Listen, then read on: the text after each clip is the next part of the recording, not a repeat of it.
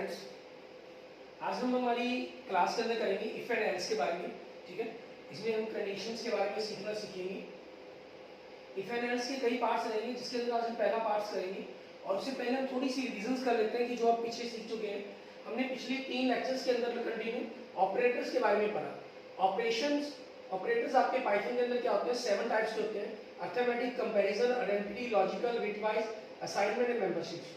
इनके बीच में ये सिंबल्स का हम यूज करते हैं। ठीक है, जब भी हम कोड प्रिंट कराते हैं कमांड को, तो उसके अंदर अब पाइथन ऑपरेटर जैसे मैंने आपको बताया 7 टाइप्स के अंदर हमारे लिए सबसे पहले लेक्चर्स के अंदर हमने सिर्फ अर्थमेटिक के बारे में सीखा था। फिर हमने कंपैरिजन, लॉजिकल और असाइनमेंट्स के बारे में सीखा। फिर हमने बिटवाइज, आइडेंटिटी एंड मेंबरशिप्स के बारे में सीखा तीसरे लेक्चर्स के अंदर।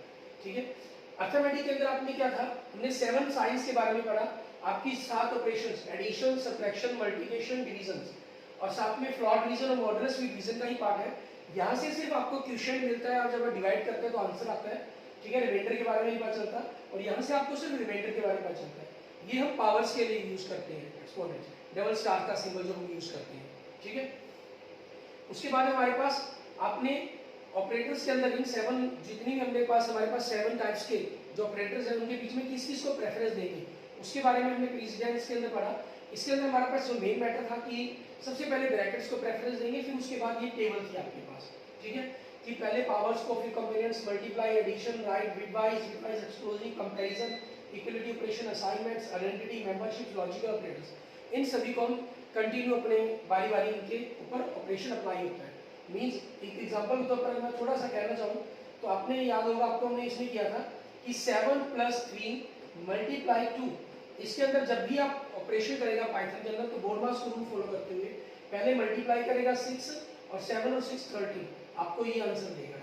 ठीक है, अगर आप इसके अंदर 13 ये सोचें कि 7 + 3 पहले ऐड होगा फिर मल्टीप्लाई होगी 20 आंसर आएगा, तो आपका रॉन्ग है। क्योंकि इस कंसेप्ट के अकॉर्डिंग क्या चीज है, पहले मल्टीप्लाई फिर एडिशन। ठीक है, पहले मल्टीप्लाई होगी फिर एडिशन होगी। हम ऊपर से नीचे की तरफ इसको फॉलो करते हैं। क्लियर? उसके बाद हमारे पास असाइनमेंट ऑपरेटर्स के अंदर आपके पास असाइन करना हमने सीखा था इक्वल्स के अंदर। ठीक है, लेकिन अगर हम उसके साथ कोई अर्थमेटिक ऑपरेशन भी अप्लाई करना चाहते हैं तो वो आ जाता है add and assign, subtract and assign, divide and assign, multiply and assign, modulus and assign, exponent and assign, float, divide and assign. ठीक है, ये चीजें आपके पास आ जाती हैं। इनके बारे में आप ऑलरेडी सीख चुके हैं। कंपैरिजन ऑपरेटर्स ये 6 टाइप्स के हमारे पास, less than, equal to, not equal to. ये सिंबल्स आपके लिए मेन ज्यादा याद ध्यान रखने की जरूरत रहती है कि इक्वल के आगे आपने एक्सक्लेमेटरी साइन का यूज करना होता है। ये नॉट इक्वल टू होता है आपके पास पाइथन के अंदर। इक्वल टू के लिए हम डबल्स का यूज करते हैं, greater than, equal to and less than, greater then.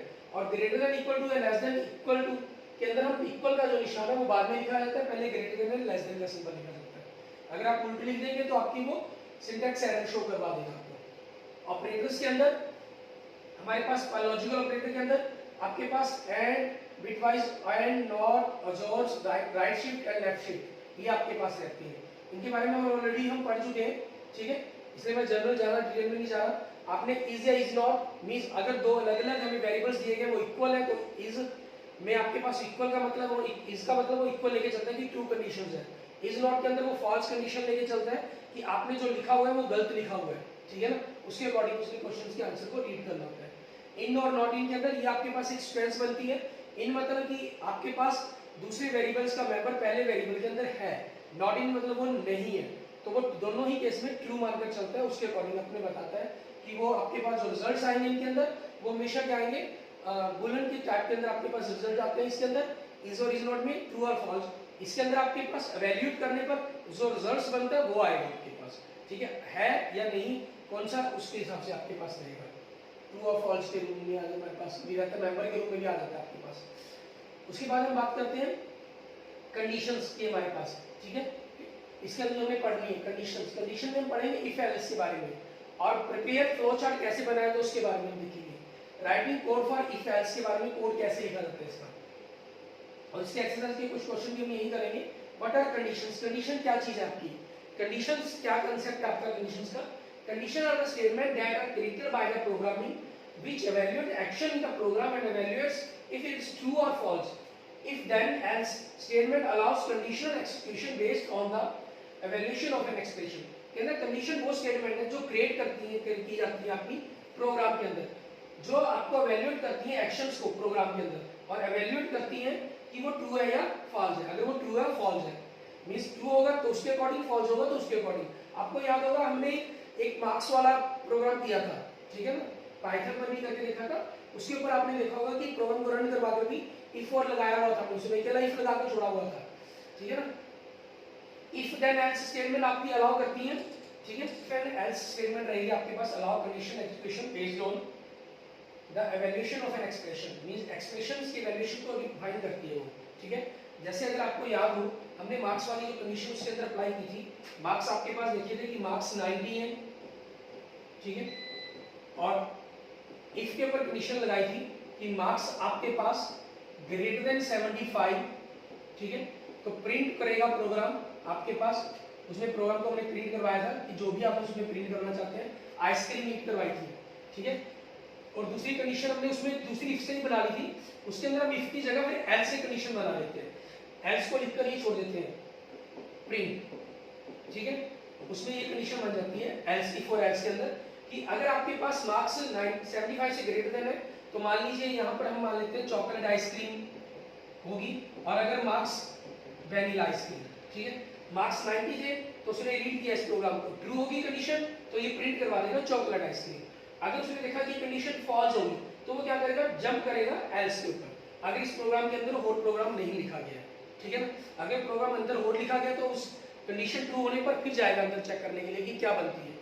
Condition false है तो चाहे अंदर जितने मर्जी प्रोग्राम लिखेंगे ये तुरंत नेक्स्ट अगले अपने उसी इंडेंटेशन जो प्रोग्राम होगा जो भी उसके साथ बैनर पैनल चल रहा होगा उसके ऊपर आएगा। यहाँ आपको क्या रखना है कि ये इनके बीच में गैप छोड़ना कंपलसरी है, ठीक है, मींस स्पेस देना हमारे लिए कंपलसरी है, ठीक है। अगर हम स्पेस नहीं देंगे तो आपकी इंडेंटेशन प्रॉब्लम्स यहाँ पर दिखा देगा कि एरर शो करवा देगा आपको ये प्रोग्राम के अंदर, ठीक है।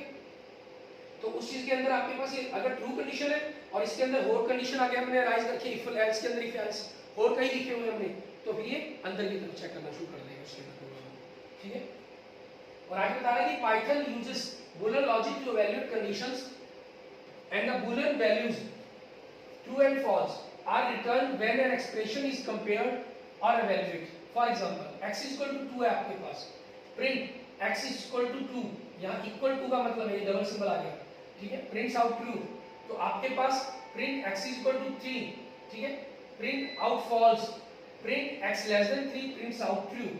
यहाँ पर आपके पास देखिए सिर्फ ये कंडीशन x इक्वल टू 2 लिखा, आपने लिखा कि इन्होंने अगर x इक्वल टू 2 है, ठीक है, तो आपको जो प्रिंट है वो आपको ये इक्वल टू 2 इस चीज को वो वेरीफाई करके अपने प्रोग्राम को रन करवा देगा। लेकिन यहाँ कंडीशंस क्या आ रही, कई आ रही है हमारे पास, ऐसी कंडीशंस में किसी भी कंडीशन में चेक करना हो, यही वो कह रहा है कि पूथन जो पाइथन है uses manual and logic to evaluate condition, condition को इवैल्यूएट करता है।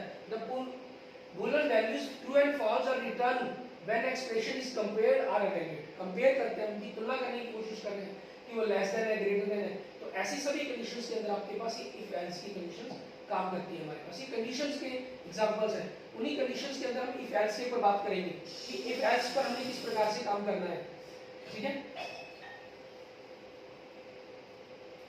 आगे देखेंगे हमारे पास Python if statement syntax, if test expressions statement, here the program evaluates the test expression and will execute statements only if the test expression is true, अगर test expression true होगी।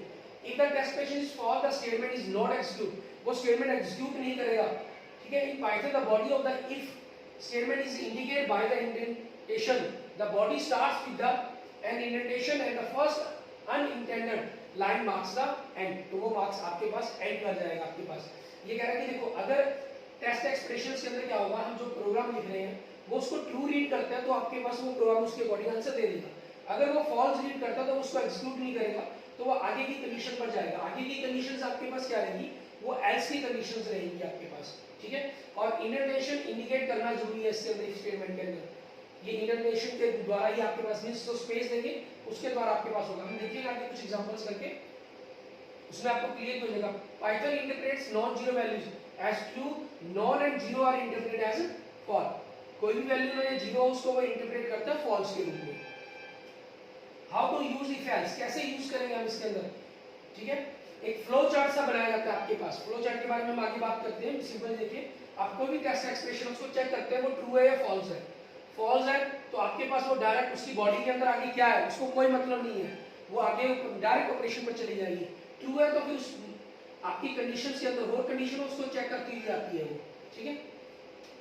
जैसे नंबर 3 है, आपका अगर नंबर ग्रेटर देन 0 है और last में इसके अंदर ये ध्यान रखना है हमें, डबल डॉट का यूज जरूर करना है हमें, तो प्रिंट करना चाहिए numerical is a positive number, print this is always printer. अगर नंबर -1 है, नंबर ग्रेटर देन 0, प्रिंट आपके पास पॉजिटिव नंबर होना चाहिए।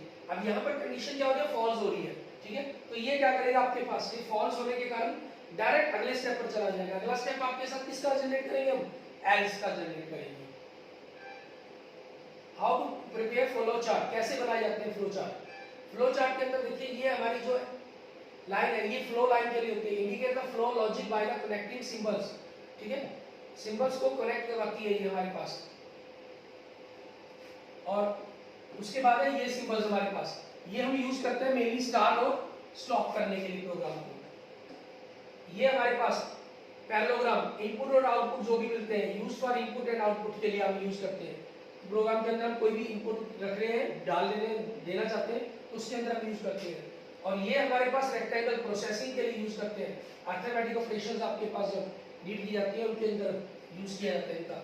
ये डिसीजन लेने के लिए, जैसे आपके पास पिछले हमने देखा था कंडीशन चेक करनी थी कि ट्रू है या फॉल्स है, फॉल्स है तो आपके पास अलग जा रही थी, ट्रू है तो अलग जा रही थी हमारे पास, ठीक है ना, उस कंडीशंस के अंदर आपके पास। और ऑन पेज कनेक्टर उसी use to different flow lines को अगर हमें ज्वाइन करवाना हो तो हम सर्कल्स का यूज करते हैं। और ऑफ पेज आपके पास connector use to connect the flow chart portion on a different page से अगर हमें फ्लो करवाना हो।